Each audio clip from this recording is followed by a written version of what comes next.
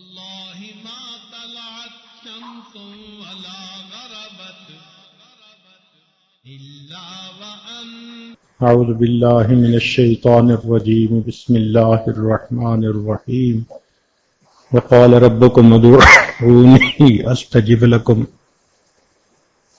سبحان ربک رب العزت عما یصفون وسلام علی المرسلین والحمد للہ رب العالمین اللہم صلی علی سیدنا محمد وعلی آل سیدنا محمد وبارک وسلم اللہم صلی علی سیدنا محمد وعلی آل سیدنا محمد وبارک وسلم اللہم صلی علی سیدنا محمد وعلی آل سیدنا محمد وبارک وسلم 15 شعبان کی رات آنے والے سال کا بجٹ فرشتوں کے حوالے کر دیا جاتا ہے. پھر 27 رمضان تک اس میں تبدیلیاں ہوتی ہیں. یہ رمضان کا مہینہ اللہ رب العزت نے اسی لیے بنایا کہ میرے بندے روزہ رکھیں، صبح و شام قبولیت دعا کا وقت ہوگا، یہ مجھ سے مانگیں. جو میرے دربار میں اپنی مشکلات لے کر آئے گا میں ان کو آسان کر دوں گا، جو پریشانیاں لے کر آئے گا میں ان کو ختم کر دوں گا. یہ اپنے بندوں کو اپنے حال احوال سنانے کا موقع دیا. 27 رمضان کو جو لیلۃ القدر ہوتی ہے اس میں اس بجٹ کو فائنل کر کے فرشتوں کو ایگزیکیوشن کے لیے دے دیا جاتا ہے. گویا آج کی رات اس آنے والے سال کے بجٹ پر نظر ثانی کی آخری رات، یوں سمجھ لیجیے. جو چاہے میں بے اولاد ہوں، اللہ مجھے اولاد کی نعمت سے نوازے، وہ مانگے. جو سمجھے کہ میں پریشان حال ہوں، اللہ سے مانگے.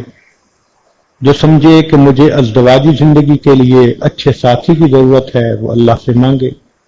جو سمجھے میں مقروض ہوں وہ اللہ سے مانگے. جو سمجھے میں بیمار ہوں وہ اللہ سے صحت مانگے. آج مالک الملک سے مانگنے کی رات ہے. وہ ہستی جو چاہے تو بندے کی تقدیر کو بدل کے رکھ سکتی ہے. ایک لمحے کے فیصلے میں ایک شقی کو سعید بنا سکتی ہے. اور ہم آج اس مالک الملک کے دربار میں آئے بیٹھے. اس وقت کی اہمیت کا اندازہ آپ خود لگا لیجئے. اس دنیا میں مختلف چیزوں سے نفع اٹھانے کے طریقے مختلف ہیں. ہوا سے نفع اٹھانے کے طریقے اور ہیں، پانی سے نفع اٹھانے کے طریقے اور ہیں، آگ سے نفع اٹھانے کے طریقے اور ہیں، مٹی سے نفع اٹھانے کے طریقے اور ہیں. دل میں سوال پیدا ہوتا ہے کہ یہ تو سب چیزیں مخلوق ہوئی ہیں، اس مخلوق کو پیدا کرنے والا جو پروردگار ہے اس پروردگار سے نفع اٹھانے کا طریقہ کیا ہے؟ اس کو سمجھانے کے لیے انبیاء تشریف لائے اور انہوں نے آ کے یہی بات سمجھائی کہ لوگوں، تم اپنی زندگی کو میرے طریقے پر اپنا لو، تم اللہ کی ذات سے سب سے زیادہ فائدہ اٹھانے والے بندے بن جاؤ. چنانچہ نبی علیہ السلام نے یہ بات بتلائی کہ جو شخص اللہ رب العزت سے مانگنا چاہے، اس طریقے کا نام دعا ہے. ہم جب اللہ سے مانگتے ہیں نا، یوں سمجھیں کہ اللہ کے دربار میں اپلیکیشن فارورڈ کرنے کے طریقے کو دعا کہتے ہیں. اور نبی علیہ السلام نے کھول کھول کے یہ طریقہ بتایا تاکہ اپلیکیشن بھرنے میں کوئی کوتاہی نہ ہو، کوئی کمی نہ رہ جائے. بندہ یہ نہ بعد میں کہے کہ جی مجھے تو کسی نے سمجھایا نہیں تھا. چنانچہ آج کی رات اسی دعا کی بات ہوگی. نبی علیہ السلام نے ارشاد فرمایا الدعاء مخ العبادہ، دعا عبادت کا نچوڑ مغز ہے. ایک جگہ فرمایا الدعاء هو العبادہ، دعا عبادت ہے. دعا میں اور باقی اعمال میں ایک بنیادی فرق سمجھیں، اور وہ بڑا عجیب ہے کہ باقی دین کے اعمال اگر دنیا کی نیت سے ہوں تو وہ عمل ہی نہیں ہوتے۔ مثال کے طور پر ایک لڑکی کو سمارٹ ہونے کا شوق ہے، وہ سارا دن کچھ نہیں کھاتی پیتی، اس کو روزے کا ثواب نہیں ملے گا، اس لیے کہ اس کی نیت روزے کی تھی ہی نہیں۔ گو اس نے صبح صادق سے لے کے غروب آفتاب تک کچھ نہیں کھایا، کچھ نہیں پیا، عمل روزے والا کیا، ثواب نہیں مل سکتا، نیت نہیں تھی۔ اسی طرح اگر دنیا کی نیت ہو کہ انسان دنیا کی واہ واہ چاہتا ہے اس لیے کسی کو صدقہ خیرات دیتا ہے، اس کا ثواب کوئی نہیں ملے گا، نیت میں دنیا تھی۔ تو باقی تمام اعمال اگر دنیا کی نیت سے کر لیے جائیں تو ان کا ثواب ختم ہو جاتا ہے۔ اللہ کی شان دیکھو، یہ دعا ایک ایسا عمل ہے کہ بندہ خالص اپنی دنیا کے لیے اللہ سے دعا مانگے، یہ دعا پھر بھی عبادت ہوتی ہے۔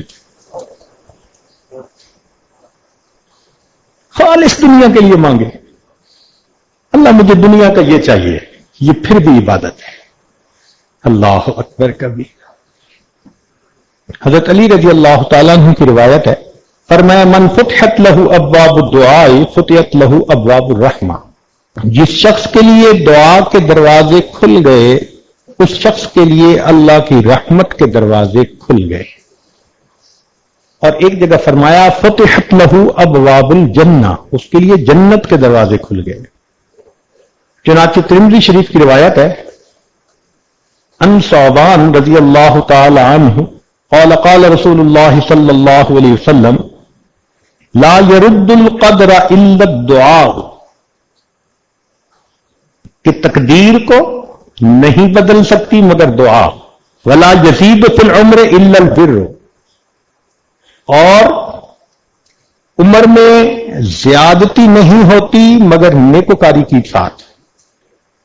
وَإِنَّ الرَّجُلَ لَيُحْرَمُ الرِّزْقَ بِالذَّنبِ يُصِيبُهُ، اور انسان کو جو رزق ملنے والا ہوتا ہے اپنے گناہوں کی نحوست کی وجہ سے وہ اس رزق سے محروم کر دیا جاتا ہے۔ تو ہمیں جو پریشانی آتی ہے نا، وہ اصل میں ہماری اپنی کوتاہیاں ہوتی ہیں۔ قرآن مجید میں اللہ تعالیٰ نے فرمایا ما اصابکم من مصیبت فبما کسبت ایدیکم، جو مصیبت تمہیں پہنچتی ہے تمہارے ہاتھوں کی کمائی ہوتی ہے۔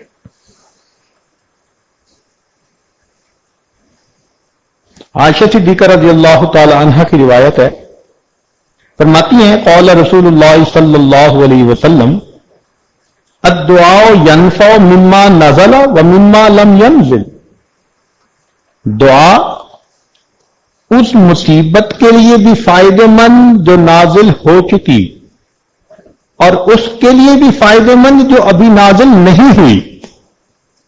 جو ہو چکی اب اللہ اس کو برداشت کرنا آسان فرما دیتے ہیں، اور جو نہیں ہوئی اللہ اس کو وہی روک دیتے ہیں۔ آگے عجیب بات فرمائی وَإِنَّ الْبَلَاءَ لَيَنْزِلُ فَيَلْقَاهُ الدُّعَاءُ، بلا نازل ہوتی ہے بندے کے اوپر، نیچے سے اس کی دعا جاتی ہے، فَيَتَلِجَانِ إِلَى يَوْمِ الْقِيَامَةِ، قیامت تک یہ دعا اس بلا کو دھکیلتی رہتی ہے، اس بندے تک آنے نہیں دیتی۔ چنانچہ انسان اللہ رب العزت سے دعا مانگے تو رب کریم اس کی پریشانیوں کو دور کرتے ہیں، اس کے حالات کو ٹھیک فرما دیتے ہیں۔ اس لیے فرمایا کہ من لم يدع اللہ یغضب علیہ، جو شخص اللہ سے دعا نہیں مانگتا اللہ تعالیٰ اس بندے سے ناراض ہوتے ہیں۔ دنیا کا معاملہ دیکھو، کسی سے ایک دفعہ مانگو وہ دے گا، دوسری دفعہ مانگو دے گا، تیسری دفعہ کنی کترا جائے گا، چوتھی جگہ بولنا چھوڑ دے گا، 5ویں دفعہ تو صاف جھنڈی دکھائے گا کہ کیا مصیبت ہے، ہر وقت مانگتے ہو. دنیا داروں سے مانگو تو جتنا زیادہ مانگو گے اتنا وہ دھکے دے کے نکالیں گے. اور اللہ رب العزت وہ ذات ہے کہ کوئی بندہ اللہ تعالیٰ سے 1 دفعہ مانگے دیتے ہیں، 2 دفعہ مانگے دیتے ہیں، 10 دفعہ مانگے دیتے ہیں، 100 دفعہ مانگے دیتے ہیں. بلکہ جو بندہ ہر حال میں اللہ سے مانگے، ہر چیز اللہ سے مانگے، اللہ رب العزت اس بندے کو اپنا ولی بنا لیا کرتے. فرماتے ہیں یہ میرے سوا کسی سے مانگتا ہی نہیں، یہی میرا دوست ہے. اللہ اکبر کبیر. سیدنا ابو ہریرہ رضی اللہ تعالی عنہ کی روایت ہے، فرماتے ہیں ان عاجز الناس من عجز من عن الدعاء. انسانوں میں سب سے زیادہ عاجز وہ جو دعا کرنے سے عاجز ہو جائے. وابخل الناس من بخل بالسلام. اور سب سے بخیل وہ جو دوسروں کو سلام ہی نہ کرے. حدیث مبارکہ میں فرمایا الدعاء صلاح المؤمن. دعا مومن کا اسلحہ ہے. اسلحہ سے کیا مراد؟ کہ انسان شیطان کے ساتھ، دشمنوں کے ساتھ، حاسدوں کے ساتھ اس اسلحے کے ذریعے سے فائٹ کر سکتا ہے. ان کے مکر سے انسان اپنے آپ کو بچا سکتا ہے. اس لیے جتنی دعا مانگے گا اللہ رب العزت کی طرف سے رحمتیں ہوں گی. چنانچہ حدیث پاک میں آیا کہ انسان اپنے بچاؤ کی جتنی تدبیریں کرتا ہے، انسان اپنے بچاؤ کی جتنی تدبیریں کرتا ہے یا بہتری کے جتنے اسباب کرتا ہے، ان سب میں سے بہتر تدبیر اور بہتر سبب اس کی دعا ہوا کرتی ہے. آپ اپنے لیے کوئی بھی سبب بنائیں، سب سے بہترین سبب آپ کا دعا ہوگی. اس کا مطلب یہ ہے کہ ہمیں ہر حال میں اللہ سے دعا مانگنی چاہیے. چنانچہ اللہ تعالیٰ بندے کی دعا کو رد نہیں فرماتے. 3 میں سے ایک صورت میں قبول کرتے ہیں. توجہ فرمائیں، بندے نے جیسے دعا مانگی ویسے قبول ہو گئی. ایک صورت تو یہ ہے اگر ایسے نہ ہو تو اللہ تعالیٰ اس کے بدلے کوئی آنے والی بلا اور مصیبت اس بندے سے ہٹا دیتے ہیں. کمپنسیشن ہو گئی. کیا پتا کہ وہ بلا اور مصیبت زیادہ بڑی تھی. تیسرا، اگر یہ بھی نہ ہوا اللہ تعالیٰ اس بندے کے اکاؤنٹ میں اس دعا کو لکھوا دیتے ہیں، انٹری کروا دیتے ہیں کہ اس نے دعا مانگی تھی، دنیا میں اس کو ریوارڈ نہیں ملا، نوٹ کرو اس کے اکاؤنٹ میں. حدیث پاک میں آتا ہے یہ بندہ قیامت کے دن اللہ تعالیٰ کے حضور پیش ہوگا. اس وقت اللہ تعالیٰ اس کی مانگی ہوئی دعاؤں پر اتنا اس کو اجر اور بدلہ دیں گے کہ وہ بندہ کہے گا کاش دنیا میں میری کوئی دعا قبول نہ ہوتی، مجھے ہر ایک کا بدلہ آخرت میں عطا کیا جاتا. تو مومن کو تو مزے ہیں. 3 میں سے ایک نے ایک صورت جو ہے اس میں اس کی دعا قبول، ویسے قبول ہو جائے تو بھی مزے، اس کے بدلے بلا مصیبت دور ہو جائے تو بھی مزے، اور قیامت کے دن اجر اور بدلہ ملے تو بھی مزے. اس لیے دعا خوب مانگنی چاہیے اور زیادہ مانگنی چاہیے. ایک صورت ہے جس میں اللہ تعالیٰ دعا رد فرماتے ہیں. یا تو اس بندے کے جسم پہ کپڑے حرام کے ہوتے ہیں یا کھانا حرام کا ہوتا ہے، یا وہ بندہ اپنی زبان سے خود کہتا ہے وہ جی ہماری تو دعا قبول ہی نہیں ہوتی. چنانچہ کتابوں میں علماء نے لکھا کہ جب کوئی بندہ اپنی زبان سے خود یہ لفظ کہہ دیتے او جی ہماری تو قبول ہی نہیں ہوتی، اس بات پر اللہ کو اتنا جلال آتا ہے، اللہ اس کی مانگی دعا کو پھر رد فرما دیتے. اس لیے یہ لفظ کبھی بھی نہیں کہنے چاہیے. چنانچہ حدیث مبارکہ میں آتا ہے کہ جو شخص یہ چاہے کہ سختی میں اس کی دعا قبول ہو اس کو چاہیے کہ وہ خوشحالی کے زمانے میں اللہ سے دعا مانگا کرے. جو خوشحالی کے دور میں اللہ سے دعا مانگتا ہوگا اللہ تنگ دستی کے عالم میں بھی اس کی دعا کو قبول فرمائے. آج آٹا گھر پہ نہ ہو پھر تو ہر کوئی رو کے مانگتا ہے، لیکن گھر میں اگر سب کچھ کھانے کا ہو پھر کسی کو دیکھا کہ رو کے مانگ رہا ہو، پھر ہم رو کے نہیں مانگتے کہ اللہ ہم اب بھی تیرے محتاج ہیں. تو خوشحالی کے زمانے میں دعائیں مانگیے، اس کی برکت سے اللہ تنگ دستی کے عالم میں دعاؤں کو قبول فرمائیں گے. اب دعا کیسے مانگی جائے، کچھ اس پہ بھی بات ہو جائے.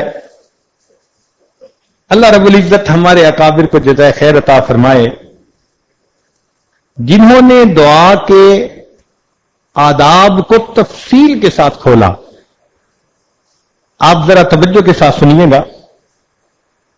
اس میں بعض رکن ہیں ان کے بغیر دعا ہی نہیں ہوتی، بعض شرائط ہیں، بعض چیزوں کے کرنے کا حکم دیا، بعض کو نہ کرنے کا حکم دیا. چنانچہ سب سے پہلی چیز کہ کھانے پینے پہننے اور کمانے میں حرام چیزوں سے پرہیز کرنا. دوسرا اخلاص کے ساتھ دعا مانگنا، دکھاوا نہ ہو. تیسرا دعا سے پہلے کچھ نیک عمل کرنا اور سختی کے وقت میں اپنے نیک عمل کو اللہ کے سامنے پیش کرنا. چوتھا صاف پاک ہونا، باوضو ہونا، قبلہ رخ ہونا. دعا سے پہلے 2 رکعت نفل پڑھنا، 2 زانو بیٹھنا. دعا کے اول اور آخر میں اللہ تعالی کی حمد و ثنا بیان کرنا. نبی علیہ الصلوۃ والسلام پر اول اور آخر درود شریف پڑھنا. دونوں ہاتھوں کو پھیلانا، دونوں ہاتھوں کو کندھوں کے برابر اٹھانا، دونوں ہاتھوں کو ایسے نہیں بلکہ کھلا رکھنا. دعا مانگتے وقت با ادب رہنا، عاجزی کرنا، اپنی مسکنت کا اظہار کرنا. دعا مانگتے وقت آسمان کی طرف نہیں دیکھنا کیونکہ یہ ادب کے خلاف ہے. اللہ تعالیٰ کے اسماء گرامی کا واسطہ دے کر دعا مانگنا. کافیہ بندی سے پرہیز کرنا، گانے کی طرز اختیار نہ کرنا. انبیاء کرام کے وسیلے سے دعا مانگنا، اللہ کے نیک بندوں کا واسطہ دے کر دعا مانگنا. چلا کے دعا نہیں مانگنی. مجمع ہو تو بھلے اونچی آواز میں مانگے مگر بہت چلا کے جو بات کی جاتی ہے وہ اذان نہیں دینی. اپنے گناہوں کا اعتراف کرنا. جو صحیح احادیث میں دعائیں مروی ہیں نبی علیہ الصلوۃ والسلام سے، ان دعاؤں کو مانگنا، اس لیے کہ وہ مقبول دعائیں ہیں. جامع دعائیں مانگنا، اپنی ذات سے ابتدا کرنا، پھر اپنے والدین مومن بھائیوں کے لیے دعا کرنا. عزم و یقین کے ساتھ دعا کرنا، رغبت اور شوق کے ساتھ دعا کرنا، کوشش و محنت سے حضور قلب کے ساتھ تہہ دل سے دعا کرنا. ایک دعا کو بار بار مانگنا، دعا میں اصرار کرنا.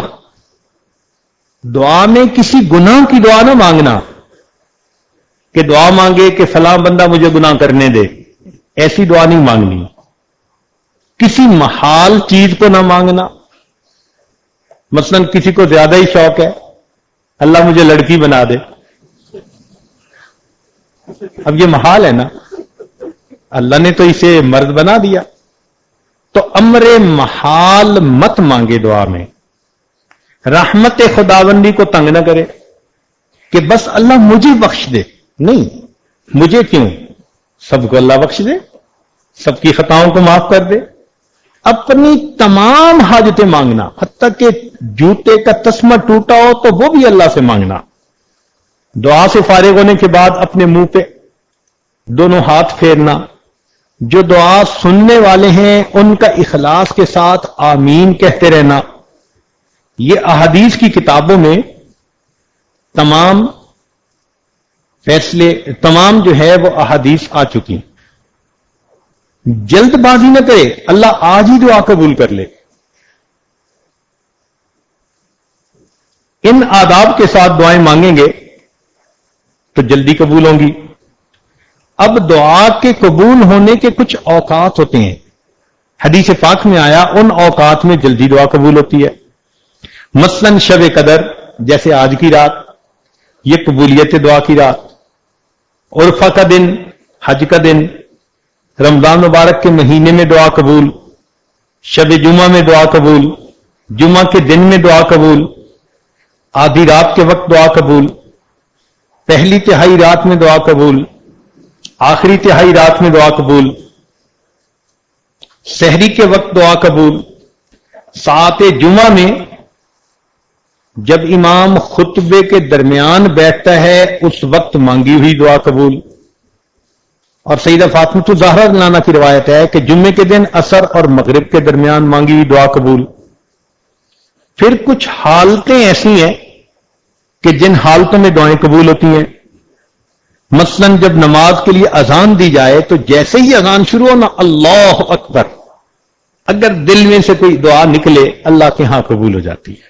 اذان اور اقامت کے درمیان دعا مانگے تو قبول، مصیبت زدہ شخص کی دعا قبول، میدان جہاد میں صف باندھے ہوئے ہوں تو دعا قبول، فرض نمازوں کے بعد دعا قبول، سجدے کی حالت میں دعا قبول، تلاوت قرآن مجید کے بعد دعا قبول، زمزم پیتے ہوئے دعا قبول، میت کے پاس حاضر ہوتے وقت دعا قبول، مرغ کی اذان سنے، آواز سنے، دعا قبول، بہت سارے مسلمانوں کا مجمع ہو دعا قبول، ذکر کی مجلسوں میں دعا قبول، جب امام فاتحہ ختم کرتا ہے تو ہم آمین کہتے ہیں اس وقت کی دعا قبول، میت کی آنکھ بند کرتے وقت کی دعا قبول، نماز کی اقامت جب کھڑی ہوتی ہے اس وقت دعا قبول، بارش ہوتے وقت دعا قبول،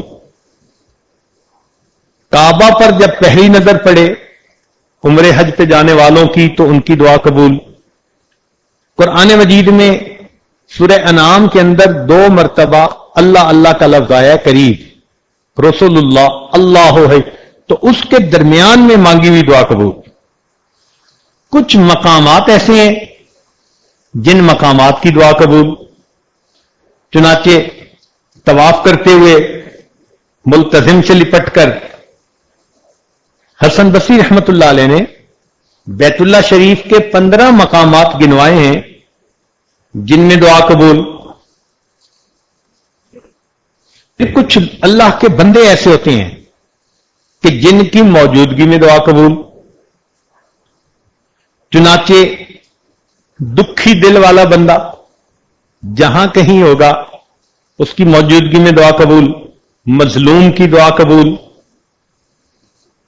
اگرچہ مظلوم کافر ہی کیوں نہ ہو،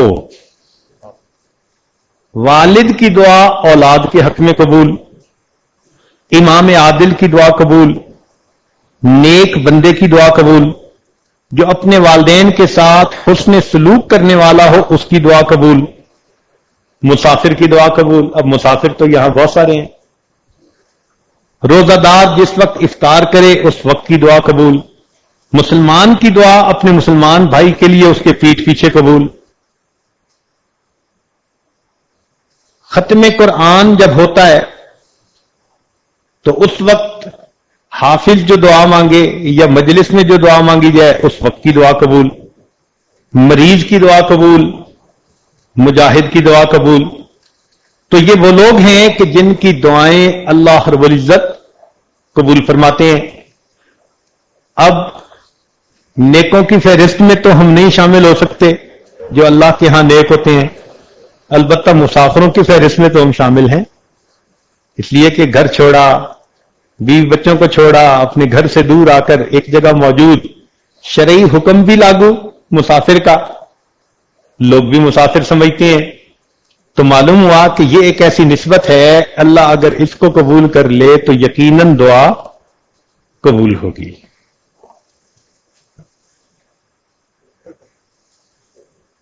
اب ذرا چند باتیں دل کے کانوں سے اور سن لیجئے۔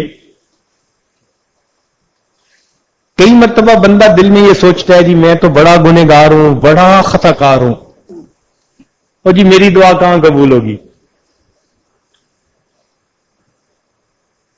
سفیان بن عیینہ فرماتے ہیں لا یمنعن احدن الدعاء ما یعلم فی نفسہ، تم میں سے کوئی بندہ دعا کرنے سے رکے نہیں جو کچھ وہ اپنے اندر کے بارے میں جانتا ہے، یعنی اندر تو جانتا ہے نا حال کیا ہے، یعنی من التقصیر فإن اللہ قد اجاب دعاء الشر خلقہ وہو ابلیس حین قال رب انذرنی الی یوم یبعثون، فرماتے ہیں اللہ تعالیٰ نے مخلوق میں سب سے جو شریر شیطان تھا، جب اس نے اللہ کے سامنے دعا مانگی تھی رب انذرنی الی یوم یبعثون، اللہ نے اس کی دعا کو بھی قبول فرما لیا تھا۔ اس کا مطلب ہے کہ کوئی کتنا خطا کار کیوں نہ ہو، کتنا گناہگار کیوں نہ ہو، وہ بھی اگر اللہ سے اخلاص سے دل کے ساتھ دعا مانگے گا اللہ یقیناً اس کی دعا کو قبول فرمائیں گے۔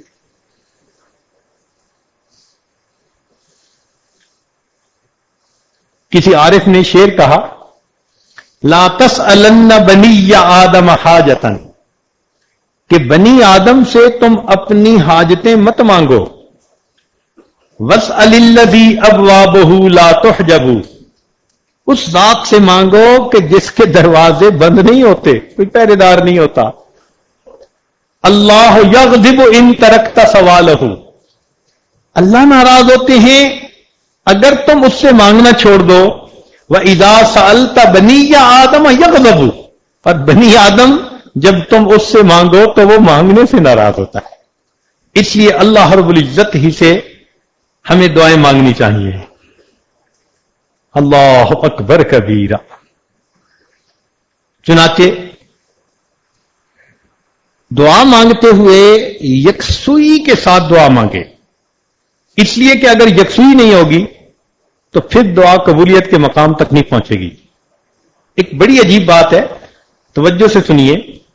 قیل کہا گیا مر موسیٰ علیہ السلام برجل، موسیٰ علیہ السلام ایک بندے کے پاس سے گزرے، یدعو ویتضرع، دعا مانگ رہا تھا اور خوب تضرع کے ساتھ رو رو کے مانگ رہا تھا۔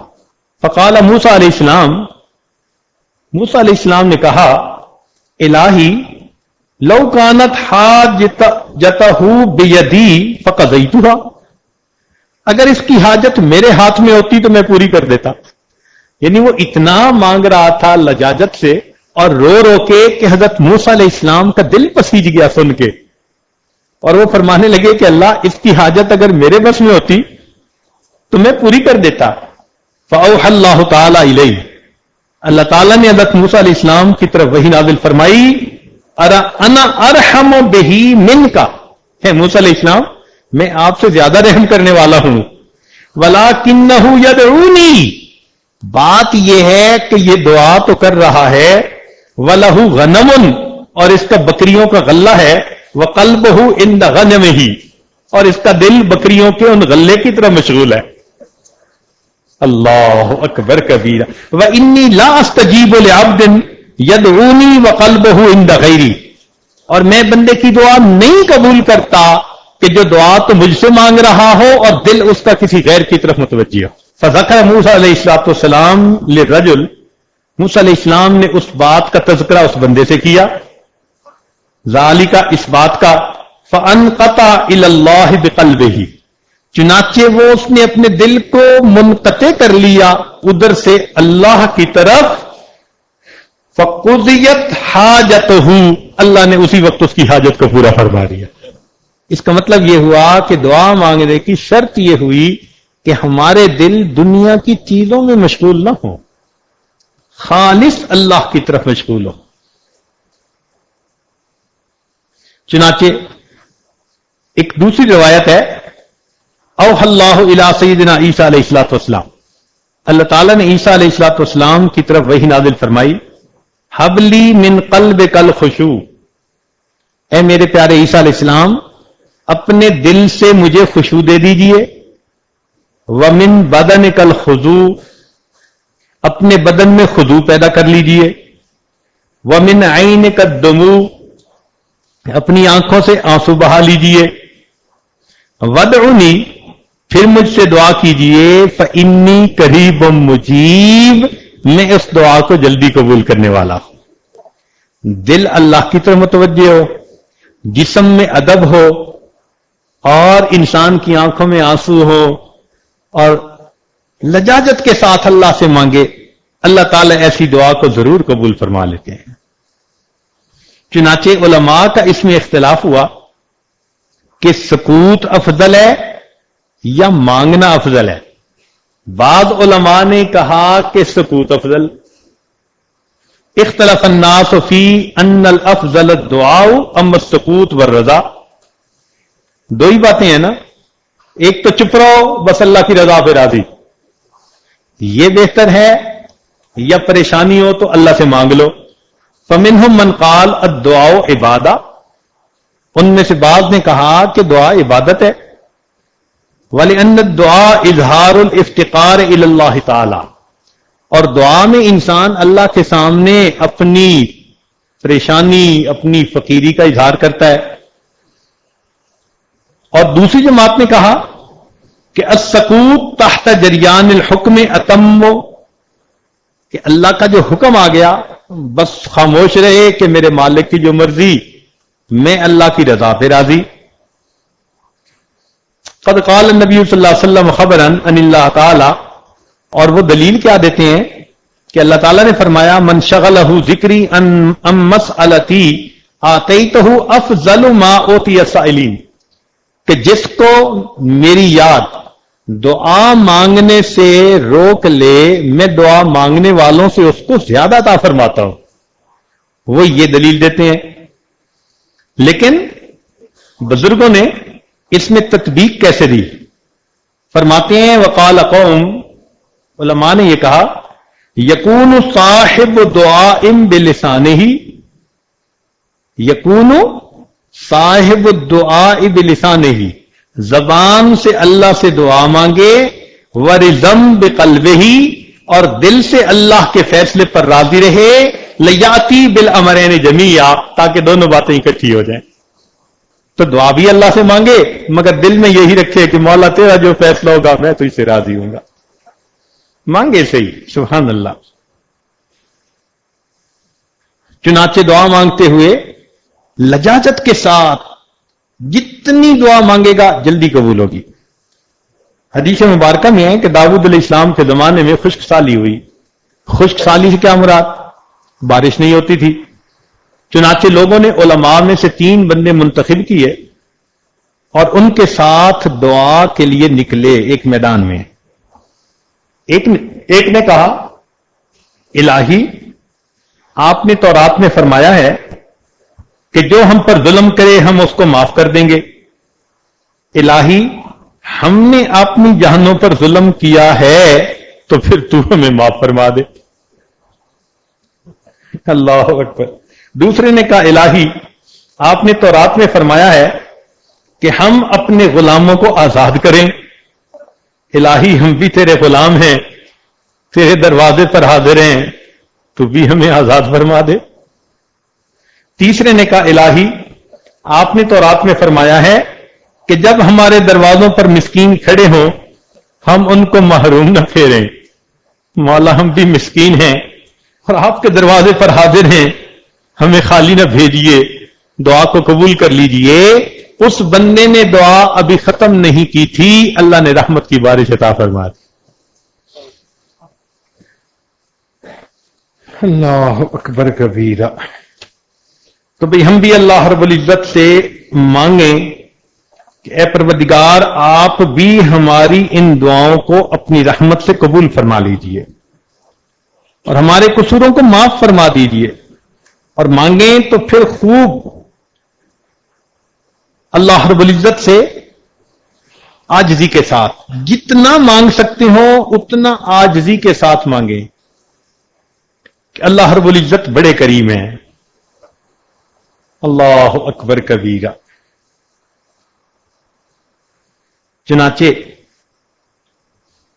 اللہ تعالی بندے کا اعتراف جرم بہت پسند فرماتے ہیں کہ بندے نے گناہ کر لیا، اب وہ میرے دربار میں آئے اور اپنے گناہ کا اقرار کر لے اور مجھ سے معافی مانگے۔ حضرت اقدسانی رحمۃ اللہ نے واقعہ لکھا ہے، فرماتے ہیں کہ اللہ تعالی اعتراف جرم کو پسند کرتے ہیں۔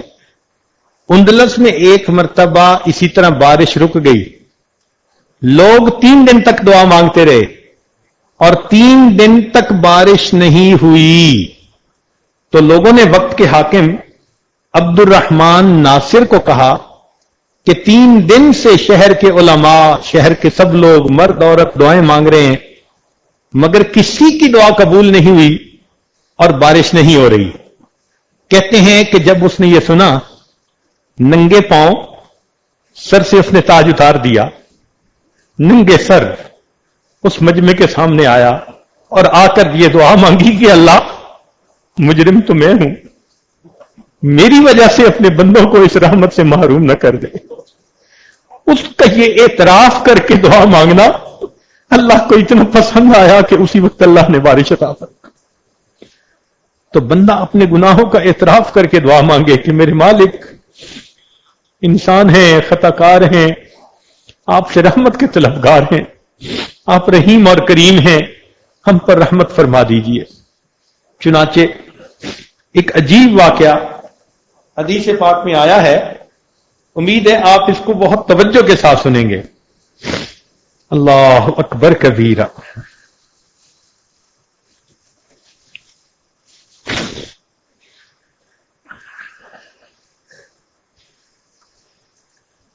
فرماتے ہیں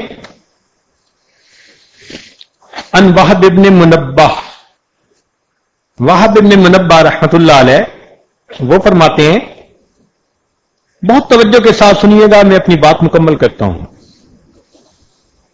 کان فی زمن موسیٰ علیہ الصلوۃ والسلام شاب آتن مسرف علی نفسہ، موسیٰ علیہ السلام کے زمانے میں ایک نوجوان تھا جو بہت ہی سرکش تھا، اپنے نفس پر ظلم کرنے والا تھا۔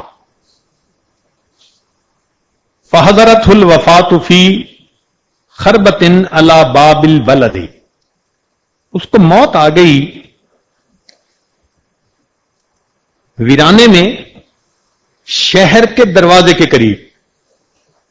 اب ہوا کیا تھا کہ شہر والوں نے اسے شہر سے نکال دیا تھا کہ تو اتنا گناہگار کہ تیری وجہ سے کہیں ہم پہ اللہ کا عذاب نہ آ جائے۔ اس کو شہر سے دھکے دے کے نکال دیا تھا۔ اب وہ ویرانے میں تھا، ویرانے میں نہ اس کا کوئی کھانا نہ پینا، نہ کوئی ہمدم نہ غم گسار۔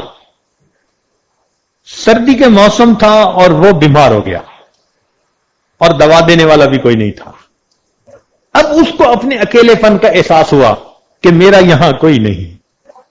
جب اکیلا ہوا تو وہ اللہ کی طرف متوجہ ہوا، چنانچہ اس کی وفات ہو گئی۔ فأوحى اللہ تعالی الی موسیٰ علیہ السلام، اللہ تعالی نے موسیٰ علیہ السلام کی طرف وحی نازل فرمائی، ان ولیا من اولیائی حضرہ الموت، میرے اولیاء میں سے ایک ولی کو موت آ گئی ہے، فاحذرہ، آپ وہاں جائیے، وغسلہ، اس کو نہلائیے، وصلی علیہ، اور اس کی جنازہ کی نماز پڑھیے، وقل، اور اعلان کر دیجئے، لمن کثر عصیانہ، جس کے گناہ بہت زیادہ ہوں، یحضر جنازتہ، وہ اگر اس کے جنازہ پڑھنے میں حاضر ہو جائے گا، لأغفر لہم، میں اس کے بھی گناہوں کو معاف کر دوں گا۔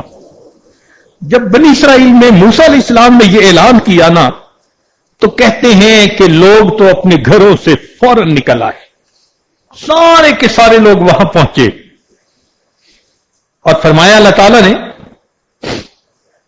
وَاحْمِلْهُ إِلَيَّ لِأَكْرِمَ مَثْوَاهُ، اور پھر اس کو آپ دفن کیجئے تاکہ میں اس کو بہترین ٹھکانہ عطا کر دوں۔ فنادى موسیٰ علیہ السلام، موسیٰ علیہ السلام نے اعلان کر دیا، فی بنی اسرائیل، بنی اسرائیل میں، فکثر الناس، بہت لوگوں کا مجمع لگ گیا، بہت سارے لوگ اکٹھے ہو گئے۔ فلما حضروہ عرفوہ، جب لوگ وہاں پہنچے تو لوگوں نے اس بندے کو پہچان لیا. فقالو کہنے لگے یا نبی اللہ، اے اللہ کے نبی، ھذا ھو الفاسق، یہ تو وہ فاسق ہے، الذی اخرجناہ، جس کو ہم نے شہر سے نکال دیا تھا. فتعجب موسیٰ من ذلک، حضرت موسیٰ علیہ السلام بھی اس بات پہ بڑے حیران، بڑے تعجب کہ ہاں یہ تو وہی پاپی ہے، وہی نوجوان ہے کہ گناہ کے بغیر رہتا نہیں تھا، اور اس کے بارے میں اللہ رب العزت نے یہ وحی نازل فرمائی. فاوحى اللہ الیہ، اللہ رب العزت نے ان کی طرف وحی نازل فرمائی. فرمایا صدقوا وہم شہدائی، صحیح کہہ رہے ہیں یہ لوگ اور یہ اس کے گواہ ہیں. الا انہ لما حضرت الوفات فی هذه القربۃ، مگر جب اس بندے کو اس ویرانے کے اندر وفات آئی، نظر یمنۃ و یسرۃ، اس نے اپنے دائیں بھی دیکھا اور اپنے بائیں بھی دیکھا. فلم یرا حمیما، اس کو کوئی دوست نظر نہیں آیا. ولا قریبا، کوئی اپنا قریبی نظر نہیں آیا، اکیلا تھا. ورا نفسہ غریبۃ، اس نے اپنے نفس کو غریب پایا. وحیدتاً، اکیلا پایا. ذلیلتاً، اپنے آپ کو ذلیل پایا. منکسرتاً، اپنے آپ کو ٹوٹا ہوا دل پایا. فرفع بصرہ الیہ، پھر اس نے میری طرف اوپر آسمان کی طرف دیکھ کر یہ لفظ کہے الہی اب تم من عبادک، اے اللہ تیرے بندوں میں سے ایک بندہ ہوں. اب تم من عبادک غریبا فی بلادک، شہر سے نکلا ہوا ہوں، کوئی مجھے شہر میں رہنے نہیں دیتا. اب تم من عبادک غریب فی بلادک، لو علمت ان عذابی یزید فی ملکک، اگر میں جان لیتا کہ آپ کا عذاب جو آپ مجھے دیں گے آپ کے ملک میں اضافہ کر دے گا. وَعَفُوَكَ عَنِّي، اور اگر آپ مجھے معاف کر دیں گے، يَنْقُصُهُ مِنْ مُلْكِكَ، آپ کی شاہی میں کچھ کمی ہو جائے گی اس سے. ماں لما سألتك المغفرہ، اے اللہ میں آپ سے مغفرت کا سوال ہی نہ کرتا. وَلَيْسَ لِي مَلْجَأٌ وَلَا رَجَاءٌ إِلَّا أَنْتَ، میرا ملجا اور میرا ٹھکانہ آپ کے سوا کوئی دوسرا نہیں. وَأَنْتَ قُلْتَ، اور آپ نے یہ فرمایا ہے انی انا الغفور الرحیم، کہ میں غفور ہوں و رحیم ہوں.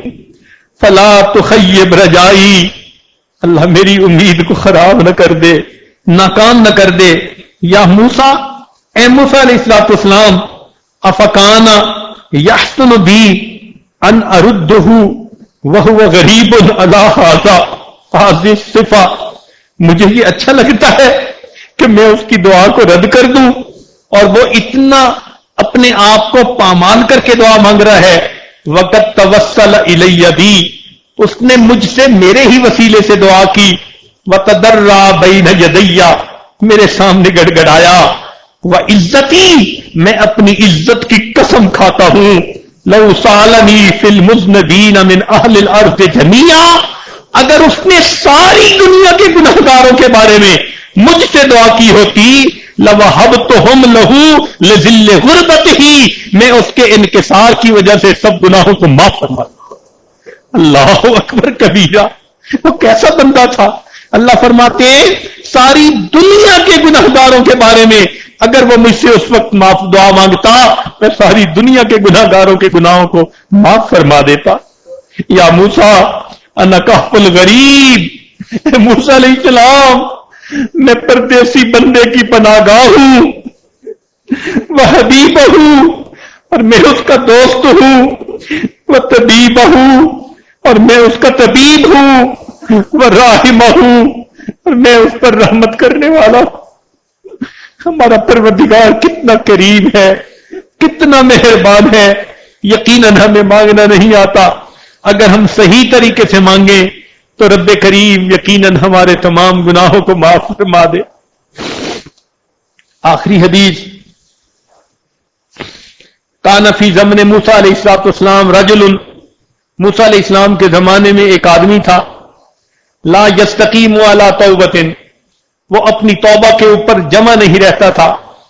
فاوحى اللہ الی موسیٰ، اللہ تعالیٰ نے موسیٰ علیہ السلام کی طرف وحی نازل فرمائی، قل لہ، اس نوجوان کو کہہ دو، لا تفسد توبتک، اپنی توبہ کو مت توڑنا. فَإِن رَجَعْتَ إِلَىٰ مَعْصِيَتِكَ عَاقَبْتُكَ، اگر تو اپنے گناہ کی طرف لوٹا تو پھر میں بھی تجھے سزا دوں گا. اللہ تعالیٰ موسیٰ علیہ السلام کو فرما رہے ہیں وَلَا أَقْبَلُ تَوْبَتُكَ، اور تیری توبہ بھی قبول نہیں کروں گا.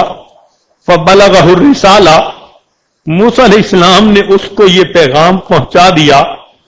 فَصَبَرَ أَيَّامًا، اس نے کچھ دن تو صبر کیا. ثُمَّ رَجَعَ إِلَىٰ مَعْصِيَةٍ، پھر گناہ کر بیٹھا.